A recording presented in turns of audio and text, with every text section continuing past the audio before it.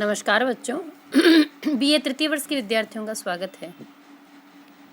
बच्चों, आज हम करने जा रहे हैं सुमित्रानंदन पंत की नौका विहार कविता का जो भावार्थ है।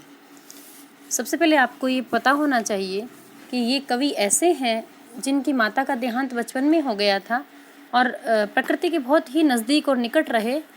जहाँ ये जन्मे थे अल्मोड़ा में, वहाँ की हरियाली, पहाड़, नदी, पक्षी, वहाँ उनकी गोद में जाकर ये बैठ जाते थे और चुपचाप उस प्रकृति का आनंद लेते थे।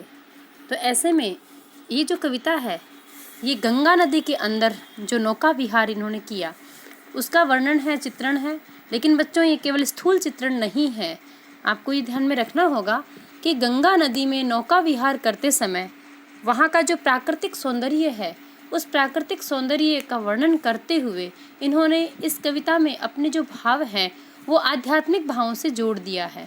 जीवन को ही उन्होंने एक नौका विहार बता दिया है कि किस प्रकार जैसे जैसे जीवन की नौका पार लगती है, उम्र बढ़ती जाती है, वैसे वैसे शत शत सैकड़ों सैकड़ों विचार आलोकित होने लगते हैं हमारे हृदय में, और व्यक्ति जो है वो सोचने लगता है कि आखिर उसे जाना कहाँ है, और उसकी जीवन यात्रा एक दिन पूरी होती है। तो यहाँ कवि कह रहे हैं, शांत स्निग्ध ज्योत्सना धवल। शांत, बिल्कुल किसी प्रकार की कोई आवाज़ नहीं हो रही है, क्योंकि नदी जो होती है बच्चों दिन में कल कल की आवाज़ करती है, लेकिन रात्रि में बहुत शांत हो जाता है जल, क्योंकि दिन में सूर्य तपने की वजह से पहाड़ों का जो बर्फ़ होती है वो पिघल कर निरंतर वो जल आगे से आगे बढ़ता रहता है। लेकिन रात्रि होने के बाद में फिर सूर्य अस्त हो जाता है और वहाँ बर्फ़ पिघलनी बंद हो जाती है, तो जो जल होता है वो धीरे धीरे धीरे धीरे बहता है, बड़ा एकदम शांत और चुपचाप। तो कवि कह रहे हैं, स्निग्ध माने एकदम चिकना, कोमल, और ज्योत्सना कहते हैं चांदनी को, चंद्रमा की जो रोशनी होती है। धवल माने सफ़ेद, अपलक अनंत नीरव भूतल। अपलक मतलब पलकें ही नहीं झपक रही है, अनंत जिसका अंतहीन दूरी है, जिसका कोई अंत नहीं है, नीरव कोई आवाज़ नहीं, कोई ध्वनि नहीं, भूतल पृथ्वी का जो तल है। तो कवि यहाँ गंगा नदी की जो रात्रिकालीन शोभा है, उसका जो सौंदर्य है, उसका वर्णन कर रहे हैं। बच्चों, यहाँ पर गंगा नदी को चूँकि एक स्त्री की भांति बताया है, एक ऐसी दुबली पतली नायिका की भांति बताया है कि जो लेटी हुई है, शांत है, अत्यंत सुंदर है। तो यहाँ मानवीकरण अलंकार का कवि ने प्रयोग किया है। प्रकृति पर जब मानवीय भावों का आरोप किया जाता है तो वहाँ मानवीकरण अलंकार होता है। कवि कहते हैं कि रात्रि के समय जो पृथ्वी है, भूतल, उस पर सर्वत्र एकदम शांति है, स्निग्धता, एक प्रकार की कोमलता और बड़ी ही उज्जवल जो चांदनी है वो फैल रही है। और सारा वातावरण कैसा है? एकदम सुनसान, एकमात्र नीरवता व्याप्त है। और सैकत सैया पर, सैकत कहते हैं बालू को, बालू रेत, सैया माने सोने का बिछौना, खाट, सैया पर दुग्ध धवल, दुग्ध धवल दूध जैसे सफ़ेद। तनवंगी गंगा, तनवंगी कहते हैं तनु जिसके अंग होते हैं, यानी बिल्कुल दुबले पतले जिसके अंग हों। ग्रीष्म विरल, और जो गर्मी है, लेटी है श्रांत क्लांत निश्चल, वो लेटी हुई है, श्रांत माने थकी हुई, एकदम क्लांत माने व्यथित, और निश्चल बिना कोई हलचल किए शांत चुपचाप सो रही है गंगा नदी। ऐसा लगता है कि सारा वातावरण एकदम सुनसान नीरवता को लिए हुए है, और ऐसे में दूध के समान सफ़ेद जो बालू रेत है, उस बालू रेत की सैया के ऊपर ग्रीष्म ऋतु के कारण, यहाँ पे जो विरल कहा है ना, विरल का मतलब पतला, गर्मियों में जल सूख जाता है, नदी का पाट जो चौड़ा होता है बारिश में और सर्दियों में, वो गर्मियों में संकड़ा हो जाता है। तो बच्चों, यहाँ कवि कह रहे हैं पंत कि दूध के समान सफ़ेद रेत की राशि के ऊपर सैया बनाकर गर्मी में, ग्रीष्म ऋतु के कारण बहुत कम पानी वाली, कृष्ण अंगों वाली, एकदम दुबले पतले अंगों वाली जो नायिका है, जैसी गंगा नदी है, वो अतीव थकी हुई, बहुत ही व्यथित हुई और निश्चल बनी हुई लेटी हुई है ऐसे समय। और कैसी लगती है? तापस बाला गंगा, तापस माने तपस्वी, मानो किसी तपस्वी की कन्या जैसी अत्यंत पवित्र है, निर्मल है, कोई मल नहीं है उसमें। शशि मुख में, यहाँ रूपक अलंकार है, जिसका चंद्रमा के समान मुख है। दीपित माने दीप्त हो रहा है।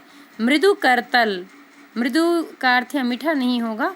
कोमल जो हथेलियाँ हैं उसकी, कोमल को जो लहरें उठ रही है वो उसकी हाथ की हथेलियाँ हैं।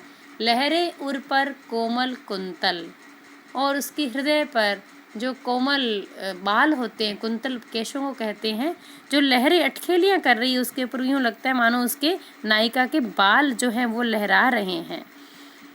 पंत कहते हैं गंगा बिल्कुल पवित्र तपस्वी कन्या की जैसी है। उसके चंद्रमा रूपी मुख से कोमल लहर रूपी हथेलियाँ आलोकित हो रही है और उसके हृदय स्थल पर लहरें कोमल बालों के समान फैल रही है। गोरे अंगों पर सिहर सिहर। अब यहाँ चूंकि उस नदी को, गंगा नदी को यहाँ एक नायिका के समान बताया है, तो उसके जो गोरे अंग है, क्योंकि जल बिल्कुल सफ़ेद और एकदम साफ स्वच्छ है, तो उसके जो अंग है उनमें एक सिहरन हो रही है, क्योंकि हवा चल रही है। लहराता तार तरल सुंदर, चंचल अंचल सा नीलांबर। बच्चों सा से सम का प्रयोग हुआ है, इसलिए यहाँ पर उपमा अलंकार का प्रयोग किया गया है। तो कवि क्या कह रहे हैं कि उस नायिका के, गंगा नदी रूपी जो नायिका है, रूपक अलंकार हो गया, तो गंगा रूपी नायिका के गोरे अंगों पर बार बार लहराता हुआ सुंदर धागों से बुना हुआ, लहराता तार तरल सुंदर, सुंदर जो तारों से बिल्कुल तरल बना हुआ जो धागा है, सुंदर धागों का बुना हुआ चंचल आंचल जैसा नीला आकाश फैला हुआ है। क्योंकि आकाश का प्रतिबिंब नदी में पड़ता है तो नदी भी नीले रंग की दिखाई देती है। तो यहाँ पर जो लहराता तार तरल सुंदर चंचल अंचल सा नीलांबर, जो नीला आकाश है, अंबर जो है वो चंचल माने जो एक जगह टिकता नहीं है, हिलता डुलता, जो उसका आंचल सा लग रहा है। क्योंकि नदी चूंकि बह रही है धीरे धीरे जल, तो उसमें एक हिलने की क्रिया है, और ऊपर से जो आकाश स्थिर है वो उसका प्रतिबिंब जो है नीला, वो नदी में झलक रहा है। तो यूँ लगता है जैसे नीले रंग का आंचल गंगा नदी रूपी नायिका के शरीर पर लहरा रहा हो। तो कवि कहते हैं कि गंगा रूपी नायिका के गोरे अंगों पर बार बार लहराता हुआ सुंदर धागों का बुना हुआ चंचल अंचल जैसा नीला आकाश फैला हुआ है। यहाँ गंगा नदी को एक बहुत ही दुबली पतली सुंदर सी नायिका की उपमा दी गई है। तो यहाँ पूरे में रूपक अलंकार तो है ही, रूपक के साथ उपमा का प्रयोग भी किया गया है। और चूंकि मानवीकरण अलंकार का प्रयोग हुआ है, क्योंकि गंगा नदी को एक सुंदर नायिका की भांति सुशोभित करते हुए बताया गया है। तो बच्चों, इस पद में हम देखते हैं कि जो प्रकृति पर मानवीय व्यापारों का आरोप है और रात्रि के समय में गंगा नदी का जो सौंदर्य है उसका चित्रण बड़ा ही आकर्षक तरीके से किया गया है। और भाषा जो है वो तत्सम शब्दों की इसमें प्रधानता है यदि हम देखते हैं तो। और यहाँ चूंकि उसको नायिका बताया है तो उसकी साड़ी का भी चित्रण किया है, उसके बालों का किया है, उसकी कोमल हथेलियों का यहाँ पर वर्णन हुआ है।